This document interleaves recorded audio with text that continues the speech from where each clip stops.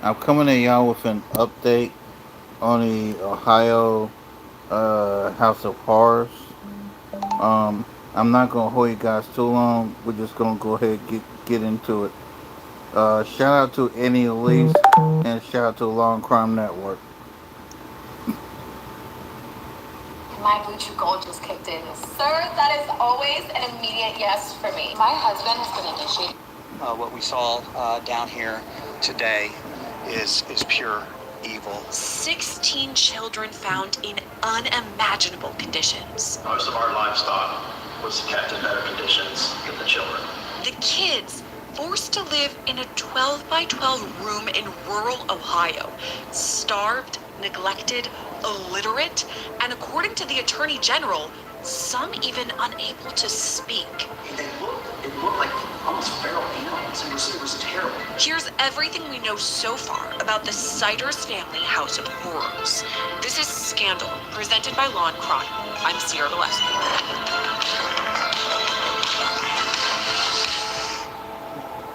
The conditions are out of a horror movie. A 12 by 12 room in rural Appalachia where 16 children are hidden from the outside world. How Not was even that allowed even to attend damn school possible? or leave the house. The conditions are unlike anything I've ever reported on before. Conditions you cannot even imagine people being in, let alone children living in. Where they're covered in bugs and squatting and had that distant look in their eyes. It was terrible. But all that is just the beginning. There's reports of an indecent exposure charge. Medical bills so severe they could bankrupt a county, a child bride, and even conjoined twins. So what do the accused have to say for themselves? It's not illegal for something to be dirty. It's not illegal for a home to be unkept. That's a defense attorney for one of the defendants, and we'll hear Dude, more that's from him not later. unkept. But That's a first, one of biohazard. the only phrases we've heard so far from the accused child abusers is this little clip. And how do you plead? Stop. This is not the time for you to argue your case. These are serious allegations. We're taking a deep dive into this case, breaking down all the leads, debunking rumors, highlighting the facts, and even hearing from Law and Crime's very own Anjanette Levy, the host of Crime Fix, about her research in this case. But first, let's begin with a scene setter. Today's scandal takes us to Vinton County, Ohio, a small county with a population less than 13,000. Here's Ohio prosecutor and former Deputy Attorney General Mark Weaver. This is southern Ohio. This is Appalachia. That doesn't excuse anything. It's just explanatory. Families with that many children in Appalachia is already pretty unusual. You don't see families with 7, 8, 9, 10 or more children typically in Appalachia. Not in And then if this you do, day and you age, certainly no. wouldn't see them confined in such a small room or such a small house. This is one of the smallest counties in Ohio, Vinton County, one of the poorest counties in Ohio. For the past 4 years, Vinton County, Ohio has been home to the Siders family. 73-year-old Gary Siders Sr., his wife, 67-year-old Christina Siders, who goes by the name Lynn, their son, 36-year-old Gary Siders Jr., and his wife, 33-year-old Elizabeth Siders. On June 30th, a search warrant was executed on their home in Vinton County. And there's been some confusion here. Some reports initially said the warrant was related to Gary Jr.'s public indecency charge. And Gary does face that allegation for 4 reported incidents between May 23rd and May 31st. But that's not what the search warrant was related to. Here's Gary Sr.'s attorney, Dorian Baum. It would seem pretty odd for a couple of misdemeanor counts of indecent exposure to generate the type of response that happened at this house. I would also be very interested to see what this search warrant said, what the basis for the search warrant was, how they were able to obtain such a search warrant, because I have a hard time believing, first of all, if all it was an arrest warrant, then none of this could have happened. So clearly it wasn't just those charges, because if it were, they would have a simple arrest warrant, they would ask for Mr. Siders Jr. to come out, and that would have been the end of it. So obviously there was more there. I'm sure that I and all of my other colleagues who are representing the co-defendants will all be very interested to see what the basis for the search warrant was. We'll talk more about about that during our interview with Ann Jeanette, but so far, Ohio officials are keeping tight-lipped about why they were there in the first place. All we know is that they were there to serve a search warrant and came across a scene no one expected. I've been doing these types of cases for a long time. I spent a big portion of my career dedicated to prosecuting these types of cases, and I can tell you this is pure evil. What we saw down here today is pure evil, and I have to commend the deputies from the Benton County Sheriff's Office and our agents from Ohio BCI and I, who went into really kind of one of the worst environments that I've seen in my career, and were there for those children in their time of need. Inside the home, first responders found a 12 by 12 room, home to 16 children, ages ranging from 1.5 to 18.5. We will tell you that several of the children are in serious condition. 2 of the children had to be care flighted to level 1 trauma centers because of the nature of the injuries, and it's very, very serious, obviously. The AG actually refused to discuss the kids' emotional state and would only comment on their medical condition. I will tell you this, their medical condition was so severe that the number one concern of the folks who are law enforcement officials who were there at the scene was getting them medical treatment, getting them to safety, to the point where literally their lives were in danger at the time. When first responders got a look at the conditions and the sheer number of children, they knew they had to call for backup. Multiple agencies were deployed in this case, including the Hamden Fire Department, Benton County EMS, Jackson County EMS, Jackson County Sheriff's Office, the Ohio Department of Natural Resources, and of course, the Ohio Attorney General's Office. It came as no surprise to me that the Vinton County prosecutor is partnering with the Ohio Attorney General office, where I used to work as the Deputy Attorney General, and because there's many more resources available, both through the state's Bureau of Criminal Investigation, which is the premier unit of investigators in the state, and through the Special Prosecution Section of the Attorney General's office. So normally a small town prosecutor's office like Vinton would have 3 or 4 prosecutors who do felony cases at most. So they're going to need the help of the Attorney General's office to bring this significant case with lots of evidence and lots of troubling details. Before we get into the charges and allegations, rest assured they do come. Let's first talk about the kids. According to officials, they don't even have access to birth certificates for all of the kids. But from the information we're gathering, there are 16 total. And that means Elizabeth Siders was pregnant almost every single year from 2008 until 2025.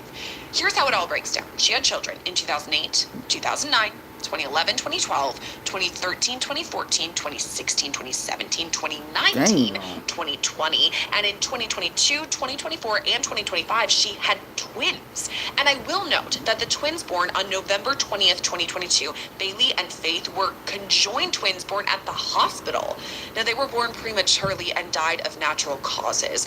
And there also may have been more children who were stillborn. That's something we're still working to confirm. But at present, Elizabeth and Gary Jr. have 16 kids that are alive, and their ages are 1, 2, 4, 5, 6, 8, 10, 11, 13, 14, 15, 16, 18, and keep in mind there are some twins in there. And I also want to note there has been some discussion about the oldest person at age 18 being considered a child. Here's what officials have to say about that. The young person's mental capacity, she is, we believe, developmentally disabled. Couldn't spell her name at 18, and so she is developmentally still a minor. And that leads to the condition of all 16 kids. Some of these children could even speak. Yeah, so, I mean, we're talking, this is very, it was terrible. I mean, they really, they looked almost feral. It was terrible. So when we're talking reading and writing and education, we're talking a whole nother level of expectations here. Like, it's hard enough just to get these kids to be able to the 18-year-old can't spell it. According to officials, there's no sign any of the kids were born at the house, but that's still under investigation, as is the grotesque condition in which they were discovered. It was It was disgusting the way the kids were. I would think it's typical. Most law enforcement have experience with homes in a similar fashion. A large number of people, though. There ain't no way that you children had a were house kept in like a that. Roughly 12 by 12 area. It seems to be the last 4 years, and that's what it looks like. In a weird way, you're hit with those two emotions. There is joy when we realize that we're about to change 16 lives for the better. But you're also, it's hard. These people have been here for about 4 years, and talked to some people who live in the neighborhood who said, I had no idea that kids were people. And talking about, somebody asked about, to describe the conditions, adding on to what the sheriff said. I didn't actually go into the room where the kids were. I just looked through the door. I can still smell. I can't get the smell. I cannot get the smell off of me or away from me right now. We were just talking about that a little while ago. And then we were talking as a group about some of the evidence we looked at today, where they actually discovered the kids and found the kids.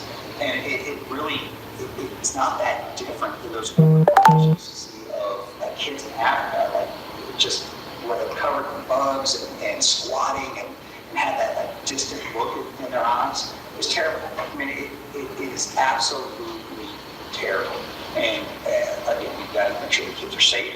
We've got to make sure they're placed in good, solid therapeutic placements. And we have to hold accountable the people who are willing to do this to their own family. So let's talk about the family. All the adults have been charged with endangering children, which we'll get to in a second, but first their backstory. The parents here are Gary Jr. and Elizabeth, only 36 and 33 respectively, and that means Elizabeth was only 15 years old when she had her first baby.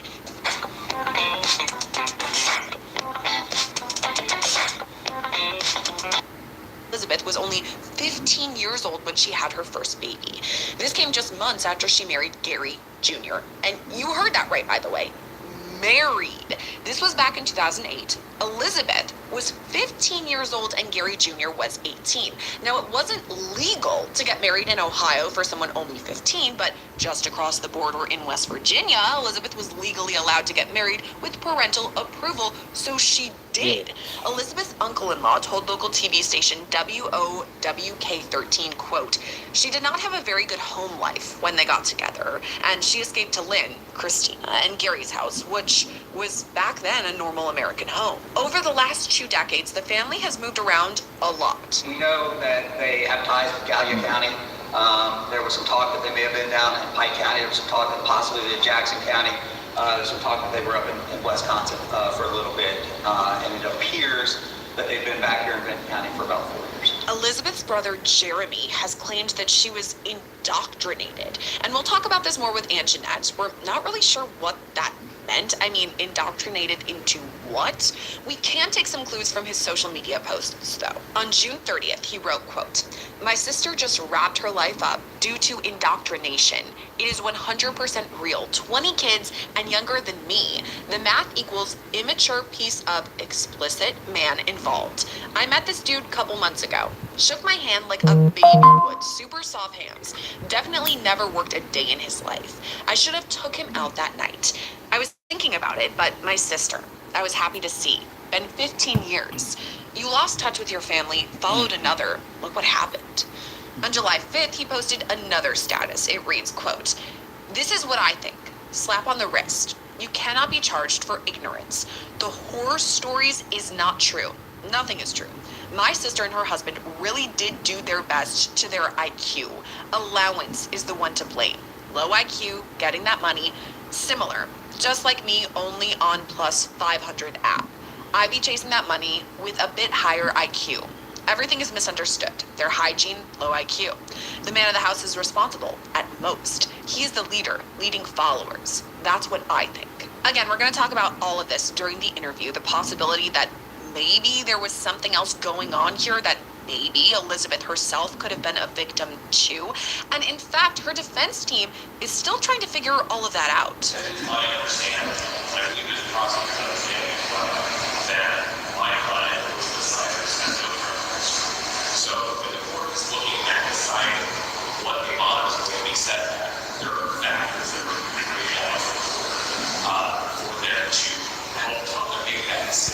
I hope y'all can hear it. I gotta start using my mic.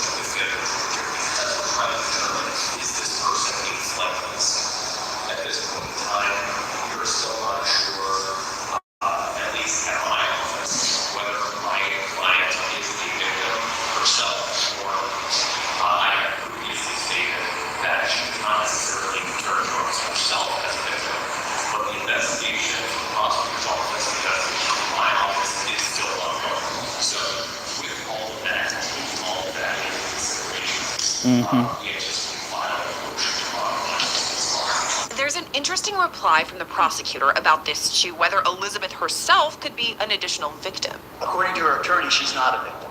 So we'll let him decide how he wants to address his representation of her. Victim or not, we still don't know. What we do know is that all 4 adults have been charged in this case. Now, originally it was with 17 counts, and that was later amended to 16. I'm going to go over it with you because these are serious allegations, and I think it's important that you understand what we are talking about, all right? These complaints are identical. They each contain 16 counts of endangering children, which is a violation of Revised Code 2919-22B1 and 2919-22E2D. All of those counts are felonies in the second degree. All of those accounts allege that you, about June 30th, 2026, unlawfully abuse a child under the age of 18, and that violation resulted in serious physical harm to that child. Okay? If the defendants are convicted, here's what they could face. Each of those felonies of the second degree is punishable by 2 to 8 years as a minimum sentence and a maximum sentence of 12 years in prison. A maximum fine of $15,000 and 18 months to 3 years of post-release control. All 4 adults appeared in court for the first time on July 2nd. The first 2 in court were Gary Sr. and Gary Jr. side by side. How do you plead?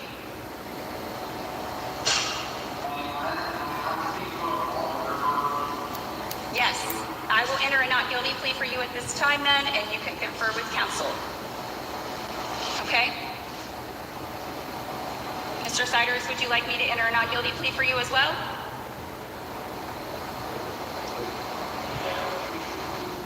Until you have the chance to speak with an attorney? I will do that. They were both very quiet, hardly speaking, even when bond was discussed. Your Honor, in support of this conversation, requesting a $300,000 cash assured bond for each defendant under the court standard terms and conditions, including special conditions that they have no contact with each other as co-defendants, they have no contact with victims, and if they are able somehow to post bond, that GPS monitoring at their expense. Do you have anything to say as to any of that?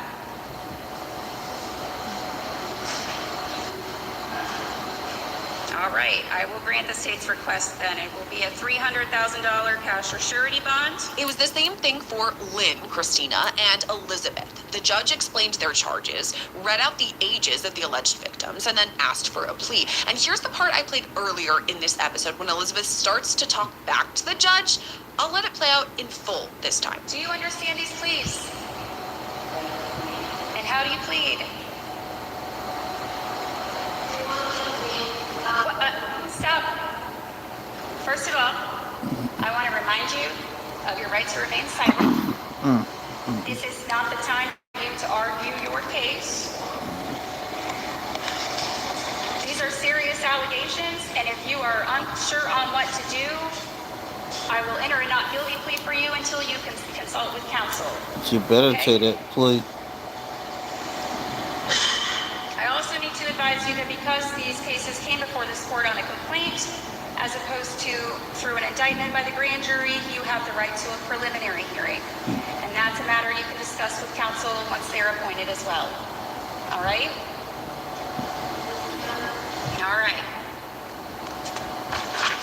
So I will enter not guilty pleas for both of you at this time until you have the opportunity to discuss this case with counsel. At that time, bond was set for all four defendants, $300,000 each. But the problems just kept coming. To start, the children were taken to medical facilities for care and later placed in temporary custody of the Ohio Department of Job and Family Services. But finding a safe place for them could be kind of tough. Because as you can imagine, placing 16 kids in a county of this size taxes the resources. I have assurances from the governor and from the Department of Children and Youth Governor's staff that they will provide whatever we need, whatever resources we need to support these kids and help protect these kids. And that's not the only medical expense the county could face. His medical care could potentially bankrupt Vinton County. This was a new update just this week when Gary Sr. was given bond and taken to the hospital. Gary Siders Sr., the older Gary Siders,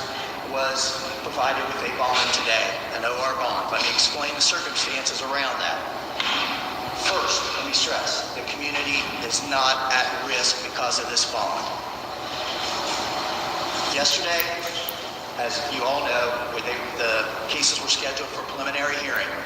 During the transport, Mr. Siders fell and had a medical issue that required treatment and assessment. O'Glennis Hospital was where he was taken, and it was determined at that point upon some tests that O'Glennis did that Mr. Siders Sr. has a serious medical condition that requires specialized care in a hospital outside of this area.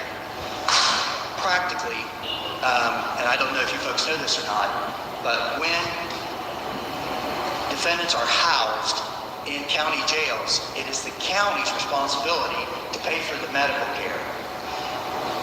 Prisons are for defendants who have been convicted. Then the state pays for it. But he is still an innocent man that has not been convicted yet. So the county was going to be on the hook for his medical care. And again, based on the information that we were provided, his medical care could potentially bankrupt Vinton County.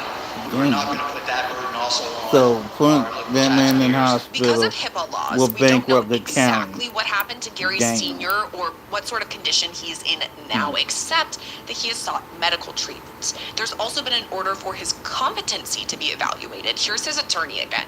Frankly, I've seen what you've seen, which is I saw it appears that he has limited mobility. My understanding is that he had difficulty hearing.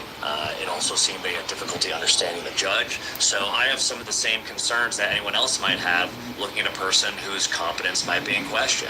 As anyone who knows anything about the law knows, the very first step is to ensure that your client is competent. You can't move forward otherwise. So one of the basic tenets of my criminal defense of Mr. Siders is going to make sure that he's competent to even stand trial, let alone any of the other defenses we might raise. So I guess the short answer is no, I haven't been able to talk to him yet. I don't know anything other than what everyone else is seeing, which is what happened at the arraignment, what took place there, et cetera, et cetera. So the defense has been hard at work getting Gary Sr. out on bond and working to determine his competency as Elizabeth's team put in a request for a bond modification. On top of all of this, all the defense attorneys involved in this case are combing through the evidence they have, which, according to Dorian Baum, is very little discovery so far. We have gotten so little from the state at this point. As has been reported, we've already filed for discovery. We're asking the state to provide it to us. I've had some minimal communications with the state, but from what I've seen, to be perfectly blunt, when I see a press conference where the state AG is making these hyperbolic, extravagant statements about what he saw, where the sheriff is talking about livestock, is just simply, it's beyond disingenuous, frankly. It appears to me, from what I understand, that these people are really just trying to criminalize poverty and an extremely impoverished family. No, you trying to downplay their conditions, sir. I've already discovered the kids who have been described as feral, been described as illiterate. It's my understanding that as the internet does what it does, it's come out that these older kids had social media pages, Facebook pages, Snapchat pages, which speaks to a couple of things. Number one, if they're so illiterate, how are they posting things online? Number two, if these are kids who are trapped in this place, how are they able to have... Typically, when you see cases where people are trapped or they're not allowed to go do things freely, they're not given internet access, they're not given social media pages. Furthermore, I've seen the inside of this house. I'm pretty sure that the state AG did not see the inside of this house, because when he was making these descriptive statements about what he saw or what he smelled, I'm going to go ahead and guess that he was getting that secondhand from a number of people. And I think for him to come out and again make these hyperbolic statements without himself being really a part of it was just frankly inappropriate. Gary Sr.'s attorney has also made note of a potential grand jury proceeding which defendants have a right to, but in such a small county as Vinton, it's complicated. The grand jury is a secret process. We do not disclose specifics on that. We hope to be having information for that within the next couple of weeks. What I will tell you is, this is not Franklin County has grand juries every day practically. Normally, Benton County has a grand jury every other month, which is why the preliminary hearing issue came out, is because we don't have grand jury that often, and by right, the defendants have the ability to have that hearing. As the prosecution and defense fight back and forth about the details of this case, there's one thing they can all agree on. This was not a case of human trafficking. I know some of the people have been talking about the possibility of a human trafficking ring. That's not what this is. That is not what this is. So it's not like you have kids from all over creation that have been trafficked through that is distinctly not what this situation is. And while the defense argues the conditions of the home couldn't have been as deplorable as they're being made out to be, the Attorney General stands by his comments. I think all of us throughout our careers in public safety and criminal justice have been in some pretty bad scenes as far as just conditions. This probably was the worst scene that I've been in as far as the deplorable conditions. There's a search warrant. There's a secondary search warrant going on right now at the property to continue the investigation. It's my understanding that it may not even be safe for our deputies and the agents to go into certain places of the house because again, it's just deplorable conditions you cannot even imagine people being in, let alone children living in. On June 7th, all four defendants waived their rights to preliminary hearings. The next step in this case is expected to be the grand jury hearing, though we're not sure when that will take place as it's secret. I'm just going to come out and say this case is crazy. There's so much going on and truly so much to unpack. And we walked you all through it, the facts as we have them right now. But here's the moment you guys have all been waiting for. The expert guest who knows this case inside and out. It's Law and Crime's very own host of Crime Fix, Anjanette Levy. Anjanette, I think this is your first time on Scandal. Thank you for coming on. I think it is my first time. Thank you for having me. This will be really fun that we get to unpack this together. Yeah, I'm so excited because we're coworkers. I've known you for years, but you are really the one who is spearheading this case. I mean, you're the one who's on top of all of it. And interestingly, I'm sure a lot of our viewers know you are out of Ohio. You're from Ohio. So my first question for you is, can you explain this area for me in Ohio? Yeah, definitely. So Vinton County is a rural area. It's very beautiful for people who don't know. It's very green down there. Lots of, some lakes and things of that nature. There's not a lot of people who live there. The population's around 13,000, maybe a little less. But it's a beautiful area, but it's also an area that's pretty poor. It's down kind of in Appalachia, and there are a lot of hardworking, good people who live down there. But there are also a lot of people who struggle to make ends meet. So I actually went to summer camp down there when I was in junior high once. I had one summer camp excursion ever in my whole life, and it was in Vinton County, and it was beautiful down there. So it's a really interesting area.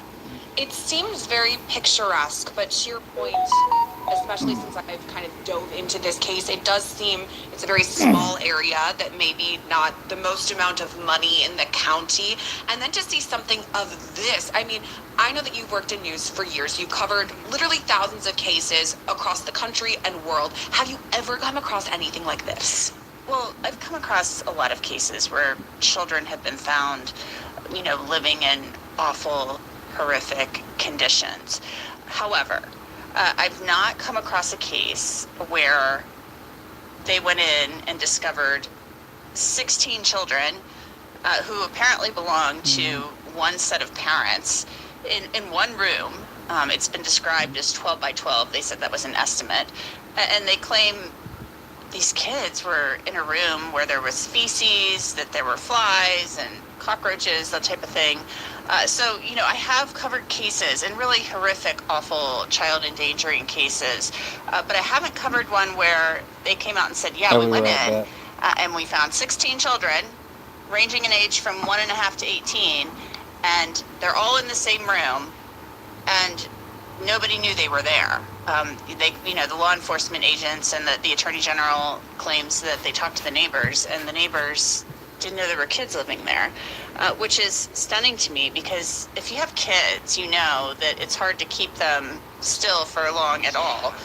You would think these kids might be out in the neighborhood running around, riding bikes, and there was even a bike that we saw in one of the photos from outside the house. But it appears that nobody really knew that children were living in this home, at least from what we've been told thus far. That to me is so crazy, because I picture my childhood street, and I remember there was one family that we called a big family, and they had 4 daughters, and that was a big family, quote unquote. Right. So to have 16 kids and essentially keep them hidden away so that the neighbors don't even know they're there, that is crazy. I'm just gonna say it. And okay, so I have a lot of questions about this case, and let's start with the search warrant, because you and I were talking before we were recording, but I want all of our viewers to know about this. So there's been some misconception about what led to the search warrant, why it was served. There's some reports about the indecent exposure with Gary Jr., but can you explain, do we even know why the search warrant was served in the first place? Yeah, we don't. It's really kind of wild, because the Vinton County Sheriff's Office, and they were being assisted by the Ohio Bureau of Criminal Investigation, which is not uncommon in that area because these are smaller law enforcement agencies. They got a search warrant, and they went there to investigate and look for evidence of some sort of crime. And I think because these 4 misdemeanor public indecency counts were filed against Gary Jr. on the same date the search warrant was executed, people kind of thought, oh, it's related to that. I've been told it's not part of that misdemeanor case, that this is something else. What that something else is, I wish I could tell you. I don't know, because the search warrant affidavit, that's the document they supply to the judge in order to say, look, we have probable cause, you need to give us the warrant. That's sealed. The search warrant is also sealed. I have the order sealing both of these documents. And nobody knows why they went there. But what we do know is that when they went in to serve the search warrant, to execute the search warrant, people don't realize this, but everyone that I know that's chasing a goal is juggling at least 2 things at once. That's something that National University actually acknowledges. Real life doesn't pause just because you're trying to grow. Building a business, working a job, taking care of your family, trying to without burning out. That's just real life now. And it makes sense. Nearly 70% of college students today are working while they're in school. Most people aren't pressing pause on life to learn. They're doing it at the same time. National University gets that. So you're not choosing between school and life. You're finding a way to make both work. They have 150 plus degree programs, credentials, and certificates, and offers the most comprehensive degree and program options in the US for working and non-traditional students. If you're locked in towards something bigger and trying to do it all at once, this might be the resource that gets you there. Link below. They were surprised when they found these children all kind of huddled, I guess, in a room together. So that was not something they expected to find when they went into the house. So the initial investigation, why they went to the home, that remains a mystery. And who was the target of that investigation, that also remains a mystery. So question marks still there, why they went there in the first place. But to your point, it was a shock for them to come into this home. You said it was a 12 by 12 room. That's what the AG said too. 12 by 12 room. They've been compared to living in poorer conditions than livestock, that some of these children are feral. That's one of the quotes. We actually have the soundbite in this episode. And I wanted to ask you about this too, because there's been reports, the Attorney General went on record and said those things, you know, like some of these children can't even speak. But then you spoke to the attorney for Gary Sr., who said, okay, some of these kids had social media. So what can you tell me about the condition of the kids that we know? Yeah, I mean, their level of literacy and their ability to speak. I'm not so sure we have a definitive answer on that. Some of the older children do have social media accounts. You know, the oldest child is 18, and then there's a 17-year-old, and if you do the math, the ages go down from there. And so I found social media accounts for what I believe are at least 3 of the older children. Definitely the 2 oldest children. And so there's not a lot of writing, if you will, typing regarding these kids. But there are a couple of posts here and there on these accounts where they're talking to somebody else. Somebody also shared some screen grabs of private messages between some of the children, the older children, and somebody else, a so-called internet boyfriend, whatever that means, somebody from overseas who was allegedly an internet boyfriend of the older girl, but they have since broken up. And, you know, that could be a voice to text type message. We don't know. We don't know how those messages were, you know, initiated or whatever. But there is one that does appear to show one of the girls speaking, saying one word. So I think there are some questions about, okay, can they all really speak? Are they semi-literate? But we know they weren't in school, so they weren't getting any type of official public schooling that we know of. But that's neither here nor there. The kids were in a house, allegedly, kept confined in a house. I'm told they weren't like chained to the wall or anything like that. This is the defense attorney's contention for Gary Sr. He said he's seen nothing that makes this sound like a so-called house of horrors. But, I mean, come on. We've got kids that they said were kept in a room and that there was feces in there. They've got flies on them. They had to be rushed to the hospital. And then some of them, one of them at least, had to be intubated. All of these kids have since been released from the hospital, thank goodness. So we still don't know their level of literacy, whether or not they are indeed, some of them developmentally disabled, and how bad a shape they were actually in. I mean, were they eating? Were they being fed? These are the key questions that we need answers to. I mean, yeah, and to your point, no reports here that they're chained up, that this is like a horror movie scenario. Yeah. But at the same time, if they were living among feces, at the very least, that's unsanitary. That could lead to, disease, infection, illness.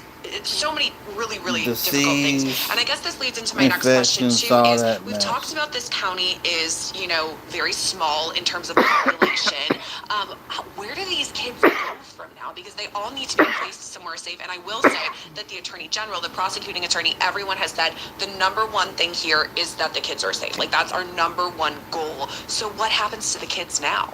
Well, the kids, from everything I understand, have been placed in foster care.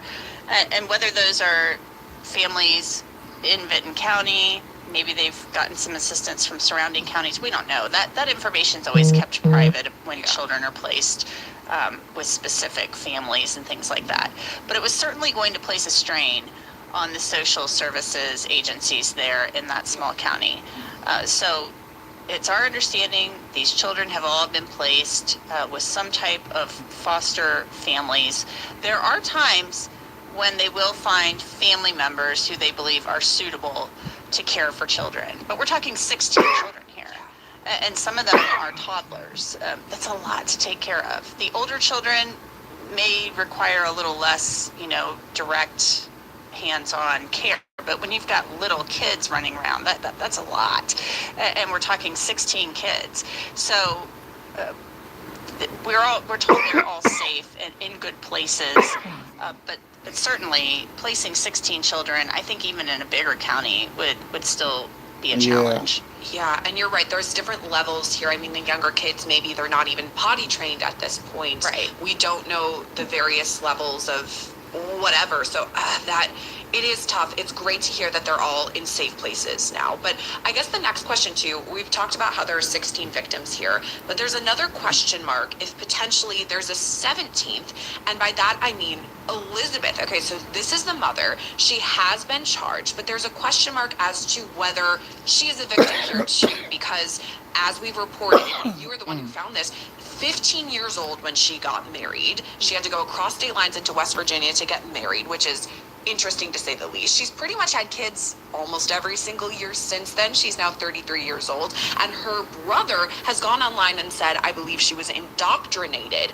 What can you tell us about the Elizabeth of it all? Yeah, so that's what we know is that Elizabeth, she grew up in Gallia County. That's a neighboring county to Vinton. And again, a county that's in Appalachia that is rural. It's not a wealthy county. But she grew up in a family. It's my understanding she met Gary Jr. and his family. They were all living in the same mobile home park years ago.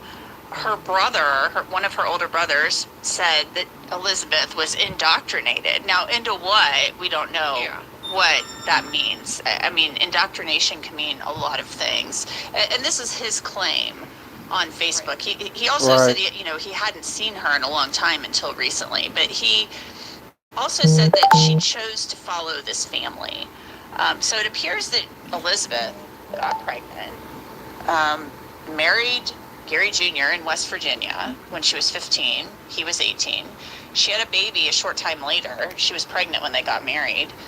And then, she had babies almost every year since. So what she was allegedly indoctrinated into, according to her brother, I don't know. There's been another Siders family member who's spoken out and said that he was of the understanding that Elizabeth didn't have a great home life back then. I don't know. It's just, I have a lot of questions because I just know if I were 15 and I went to my mom and said, I want to marry somebody, she would say, have you lost your mind? You're not marrying anybody. You will be, I would have been under my mom's thumb. There's no way I would have been marrying somebody at age 15, 16, 17. I mean, it just wouldn't have happened. I think there are a lot of questions about what was going on back then with all of that. And then why her family hasn't seen her, it sounds like, until somewhat recently. It's very strange. It's very strange. I've often wondered, too, is there a religious component to all of this? Because Christina Siders, who goes by Lynn, I know you mentioned that earlier, on her Facebook account, there's a lot of imagery of God, Jesus, crosses, the Lord's Prayer. Is there a religious component here? And Tommy Stolley, I just saw a recent interview with him. He's the attorney representing Elizabeth. He said he spoke with her and, talked about all these children, and he claims she said they always wanted a big family. I mean, this is like a big family on steroids. This is not just a big family. This is a huge family. And he said that she said that children are a blessing from God. All children are a blessing from God. So I'm kind of at a loss as to what is going on here. Is there a religious component here? I don't know. That is a huge question a lot of people have. When I'm just talking to my friends about this case, everyone has said cult, religion, what's going on here? And I think that's one of the things we got to keep following this case to see what's going to come out. What can Elizabeth tell us about, most of her adult life? And that leads into my next question to Gary Sr. He's got pain and places to be. Help is on the way. Motrin targets pain at the source of inflammation. Okay, so you're the one who spoke to his attorney. We have sound bites featured throughout our entire episode here. He has since been released into the hospital, and obviously there are HIPAA laws here. We can't know exactly what his condition is or, whatever, all of that. But what do we know right now about Gary Sr.? Well, we know he's 73 years old. Photos I've found of Gary and Lynn on Facebook show that the photos, nobody puts horrible photos on Facebook, right? But the photos I have seen of those two, they looked clean. They were dressed as normal people are dressed. They did not look dirty or anything like that. But these photos are a couple of years old. Gary is 73 years old. He appeared in court in a wheelchair, and his attorney said he has some mobility issues, and he complained of some pain. He had him checked out. He fell, actually. When they were supposed to be going to court for the preliminary hearing, he fell. They took him to the hospital to get him checked out, and then a more serious medical condition was discovered, so they had to send him to a hospital that was equipped to deal with that more serious medical condition. So there's something going on with him, and there are also questions about whether he's actually able to understand what's going on around him, because if you watch his first court appearance, he didn't really seem to understand what was going on. His attorney, Dorian Baum, filed a motion requesting a competency exam, and then also to see if he might be not guilty by reason of insanity, which doesn't mean like, oh my God, he's insane, but just does he have some type of mental issue or a mental condition that prevents him from understanding that whatever was going on in that house was wrong. It's whether or not you can understand the wrongfulness of your actions or inaction, that type of thing. So that evaluation will be conducted. The judge ordered that. He will be assessed to see what his understanding of everything happening is and what his cognitive abilities are at this point. So there are a lot of questions when it comes to Gary Sr., and there are questions about whether he'll even be released from the hospital. The prosecutor has said if he's released, he'll be on GPS monitoring and he is not a threat to the community. Yeah. Wow. I feel like every question that I ask you, we talk about it and we speculate and you report the facts, and then it's like, well, we still don't know. There's still so many more questions. We're telling you what we know, what we definitely know, but there's so much we don't know. We really don't. Yeah. And I guess that can kind of be my last question as we're wrapping this up. What do you anticipate for the future? Any future court hearings, or what can we expect in terms of the justice system as it moves on? I know you talked about competency, so for Gary Sr., that's going to be a big thing. But what about the other three defendants? What's ahead? Well, Elizabeth, her lawyer, has filed a motion requesting that she be released. He said she doesn't have any money. She's indigent. She's poor. She can't put up any money, and her bail right now is $300,000. He said she is agreeable to doing the GPS monitoring. She would not be a danger to the public. She would report to her bail officer, things of that nature. So he wants her released without putting up any type of cash bail, which I find interesting. I will be very interested given the fact that during one of the press conferences, somebody asked Prosecutor Archer, the Vinton County prosecutor, something like, her attorney's saying you're investigating whether Elizabeth is a victim, and he kind of had a really interesting response to that. He said, well, her attorney says she's not a victim. But what her attorney has said is that he's still investigating whether she was a victim. So that made me wonder if the prosecuting attorney is kind of tipping us off a little bit, saying, like, look, this lady's not a victim. We don't know that for sure, but I'm wondering if the prosecutor is going to file a response to that motion saying, no, we oppose this motion. That's what I'm wondering. So we're going to have to see if there's a hearing about Elizabeth being released on bail, whether that will be argued against strenuously by the prosecutor. Also, Gary Jr. has those 4 public indecency counts. He was supposed to be in court for that this past week. That court date has been moved. His attorney couldn't attend.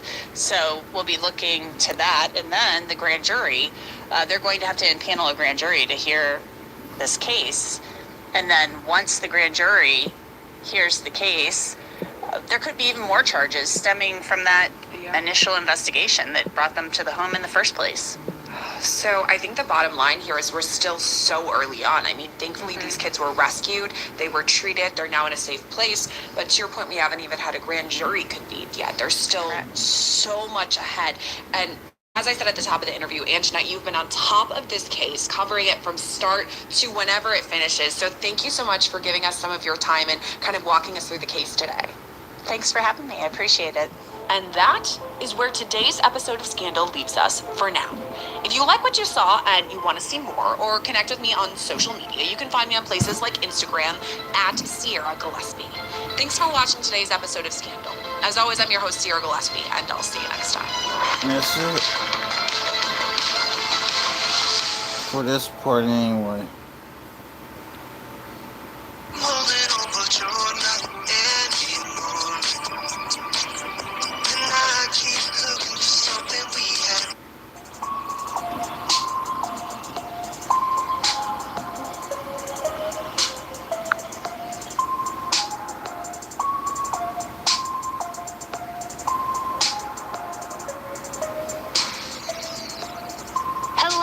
Hello, and welcome back to an all-new episode of Serialously with me, your host, Annie Elise, also your true crime BFF, breaking down all the cases that you want to know all the details about, new cases, breaking cases, old, cold cases, whatever it is. I'm here to do the research, the deep dive, go to the dark corners of the internet so that you don't have to. And let me just say this. First and foremost, okay? I hear you guys. I promise you I am not ignoring you. I see your DMs, I see your emails, I see your case requests, and I hear you, I see you, I know. I wanted to get this episode out way sooner than it's being released, but here is the problem with that. First and foremost, there was so much information that we needed to obtain, not only because it's a pretty giant case, but also because there are so many elements to it that are kind of being like hush-hushed. So we had to file a bunch of formal requests, we had to dig deep, we had to then vet all of this information episodes until I fully had all the information to where I could give you start to finish everything that we know about this case. And if you're like, Annie, I have no idea what case you're even talking about, well, let me just tell you, because we are going to Ohio today. And more than that, we are going to do a deep dive into the trenches of hell that is the House of Horrors that was discovered. Now, like I said, I have been flooded by you guys with requests to cover this case. And it's, I had to come through. It's a crazy one. You're going to be with me for a minute, but I also want to warn you, it is not for the faint of hearted, because this one, it's tough and disturbing and gross and very difficult to wrap your mind around how things like this actually happen. People like this actually exist. This case has truly shook an entire small rural community to its core. People are angry, they are disgusted, and most of all, they're shocked that this happened right under their noses. It's just shocking. 16 kids in that kind of condition. This is going to last a long time being shocked. It's not going to go away in a year. It's not going to go away in a couple of years. It's going to be long-lasting. That's the truth. Now, I want to get right into the details, but like I said, I do want to give you just this blanket warning that this is one of the more disgusting cases that we've ever covered. I covered the Robinson family a while back, not too long ago, and I thought that was tough. This is so ultra disgusting. I mean, the details are just beyond diabolical and absolutely unthinkable as a parent. In fact, another reason it took me so long to get this episode out is because in addition to fact-finding and getting to the bottom of it, I also had to take breaks throughout because I just couldn't stomach it. True. Oh, Lord. Come on. Where were you? Hey, what's up? It's Ice. I'm here to give y'all some game. I'm gonna put you up on something, okay? Now, I'm a man. I love sex as much as... And getting to the bottom of it, I also had to take breaks throughout because I just couldn't stomach it, truly. So if you have to pause or skip, I totally understand. We're gonna be together on this. I've got all of my notes right here in front of me. I'm gonna break down the whole timeline, what happened, when it was exposed, the backstory of the people involved, the house and the conditions and what that means, allegations that are happening right now that are so vile, I can't even make sense of it myself. There is so much to go through. So let's start with the timeline of how this all unfolded. On Tuesday, June 30th, 2026, Vinton County Sheriff's Office and the Ohio Bureau of Investigations, otherwise known as the BCI, they executed a search warrant at 182 Omer Street in Hamden, Ohio. Now, when the sheriffs entered the home, and I'm going to get to why they executed this warrant as well later on, because it's not for what they found, shockingly enough. But when the sheriffs entered the home, they found 16 children, ranging in ages from 1.5 to 18 years old. And they were hidden in a small 12 by 12 room. Now, this property itself was incredibly tiny, but think about that for a moment. A 12 by 12 room with 16 kids shoved in it. Some kids, technically an adult, 18 years old, although frail and small due to being emaciated, which I will get to as well. But that is, you're crammed. You're not necessarily quite shoulder to shoulder, but pretty freaking close. And the condition of this room and this house could only be described by Ohio Attorney General as pure evil. Investigators say that when they were conducting, like I said, this unrelated investigation, they made this horrifying discovery. They did not expect to find them inside the home, no less the living conditions, the amount of children, and just everything that was about to unravel. Now, the 4 adult members of the home, Gary Sr., Christina, Gary Jr., and Elizabeth Siders, were all arrested. The 16 children were removed from the home, and they were taken to local hospitals for observation and treatment. But this news, when it became breaking news, it sent shockwaves through the town, honestly, the entire country. Everybody was just trying to figure out, what happened here? We often hear the term House of Horrors, right? It early on got dubbed after the Turpin case, which is actually more in my neck of the woods, back in California in the Riverside area. But it's when the living conditions are so vulgar and hellish that there's no other way to explain it other than a house of horrors. Feces on the wall, buckets, no food, roaches, you name it, you imagine it, that's what it is. And so when these headlines broke and everybody saw, oh my God, 16 kids rescued from this tiny little home and this 12 by 12 room, what really is going on here? Photos of the people involved also started going viral, which I'm just gonna say, these photos are like a freaking jump scare, okay? But everybody was trying to be trying to figure out what happened here. So on Wednesday, July 1st, 2026, the Vinton County Sheriff Ryan Kane and the Vinton County Prosecutor William Archer, and also Ohio Attorney General Andy Wilson, they held a press conference because they wanted to discuss not only the details that they could discuss about the case, but also more details on the arrests of the 4 family members. Now, let me do a little bit of family lineage for you really quick, and I'm going to do my best to explain this as easily as I can, photos on screen for those of you watching the video version of this so that you can follow along, because there are a couple duplicate names, and when we get to the children, a lot of them are only going by initials to protect their privacy, but I want to illustrate what this family tree, I guess you could call it, looks like. So Gary Sr. and Christina are the grandparents of Gary Jr.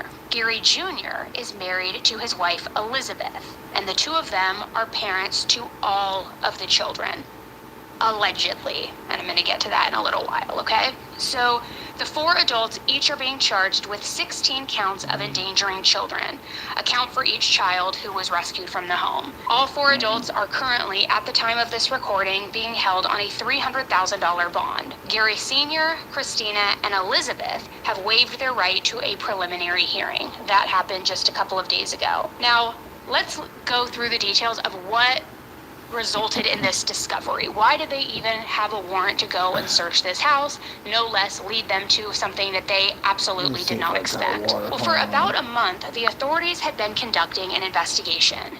The details of this investigation were not discussed in the press conference, but stay tuned, because, you know, as your true crime bestie, I had to come through. I did some digging and I figured it out. I got all of the details for that, which I'm going to get into. But they were doing this unrelated investigation.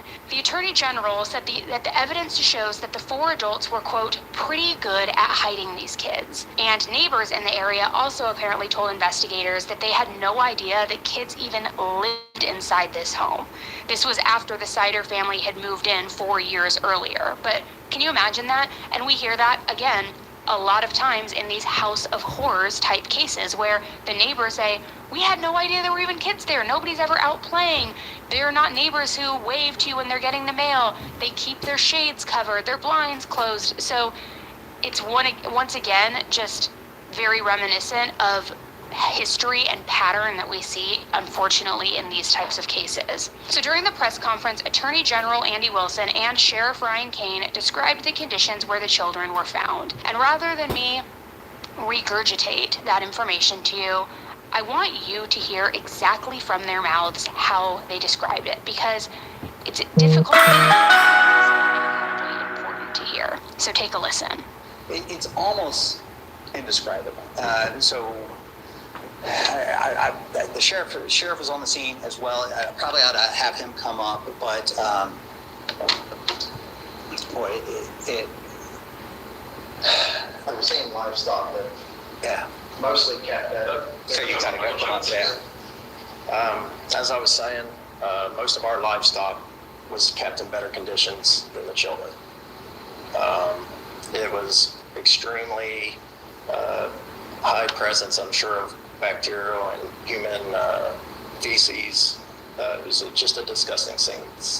Can I ask you, what did you feel like walking through there? Not necessarily what it looked like with the description, but what was going through your mind? So it was disgusting, even where the kids weren't. I would think it's typical. Most law enforcement have experience with homes in a similar fashion. A large number of people, though, the children were kept in a roughly 12 by 12 area.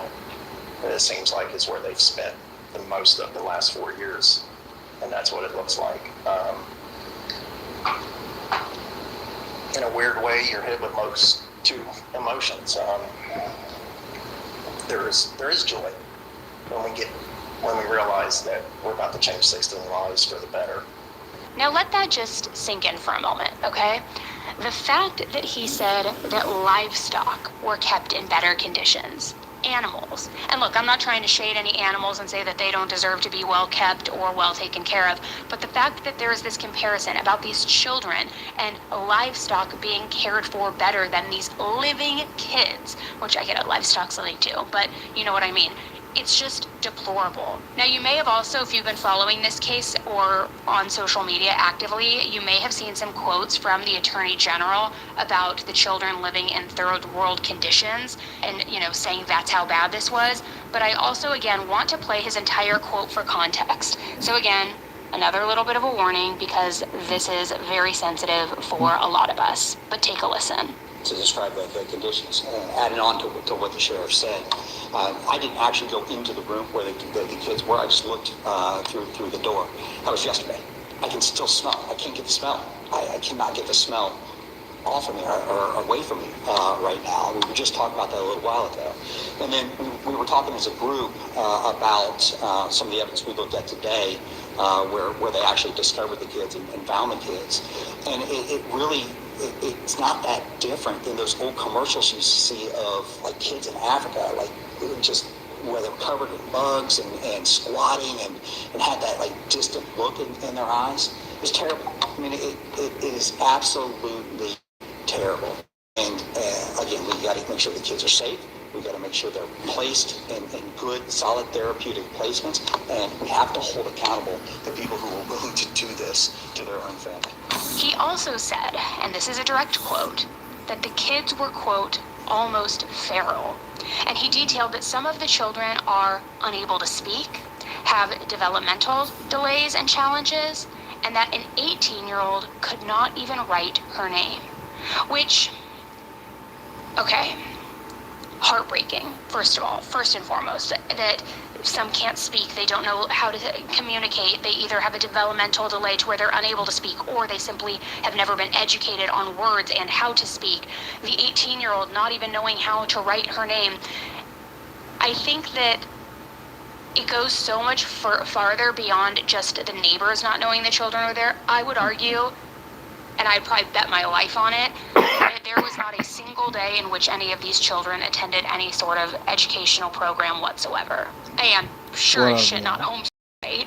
And so it's like, for me, when I hear all of that, it breaks my heart, because the first thought that comes into my mind, of course, is like, why on earth are you continuing to have children? Like, clearly you don't want them, right? But also, how did this go unnoticed for so long?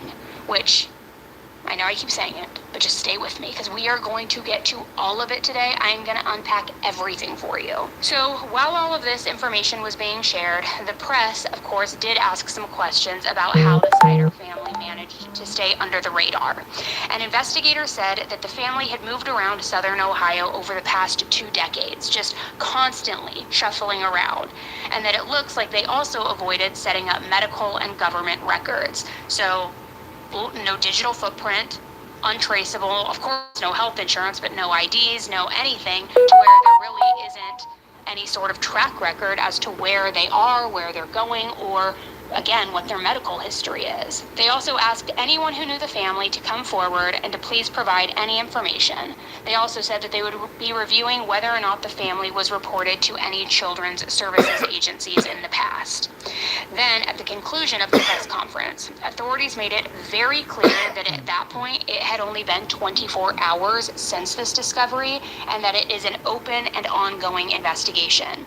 They also said that because of that, they faced a lot of challenges based on the children's conditions. Because, think about it, if these children can't properly communicate or express what happened, what they went through, different things that occurred over the years, it's going to make it all the more challenging for the investigators to get a clear picture as to what is truly happening within these 4 walls. So like I said, they said that it's a big challenge, and because of this, they do expect more charges to be filed while they continue investigating, and that the search warrants would be sealed until they conclude their investigation, because they don't want anything to be in jeopardy. They don't want anything to, give them any sort of hinder the investigation in any way or anything like that. So with this, after this press conference, obviously everybody had questions, a lot of questions, including myself.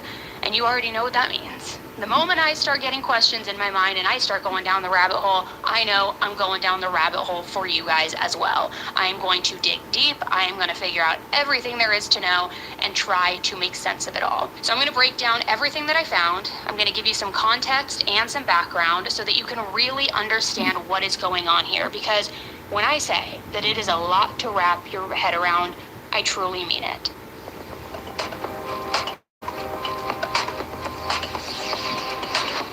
Okay, you guys know I am all about finding ways to save money, but without sacrificing quality. I mean, hello, why pay more for something if you don't have to? And one expense that can get ridiculously overpriced is your wireless bill. And that's why I love what Mint Mobile is doing. I made the switch over a year ago now, and I am never looking back. They basically looked at every area.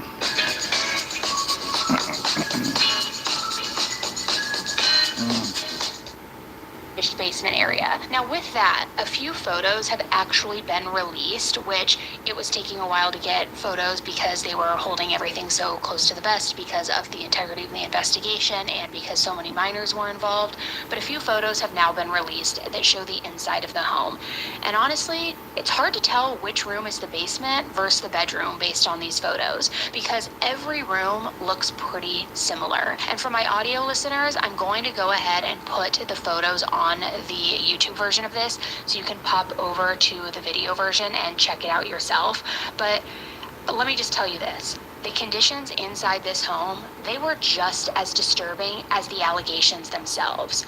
Photos show this house that is just overwhelmed by filth, mountains of trash covering nearly every room, moldy clothing and garbage just strewn across the floors, and walls that appear to be stained from years of neglect. And I wish I could convey the conditions of this house and how deplorable it truly looks. It almost looks like a house that has been abandoned for years. Stacks of trash up to the ceiling, cockroaches. It almost kind of looks like a landfill. Like, that is how deplorable these conditions were. We also, of course, know that the house reportedly reeked of cat urine.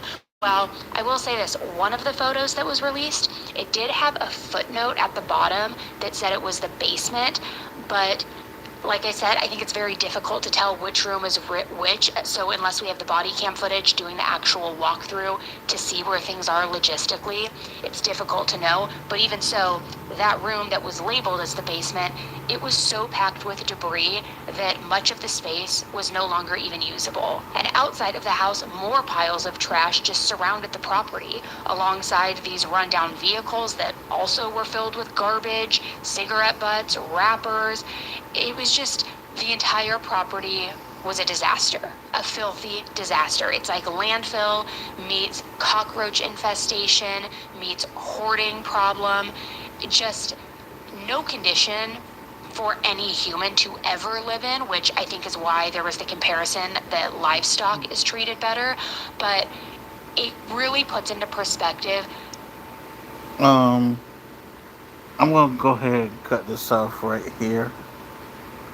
I hope to see y'all again soon.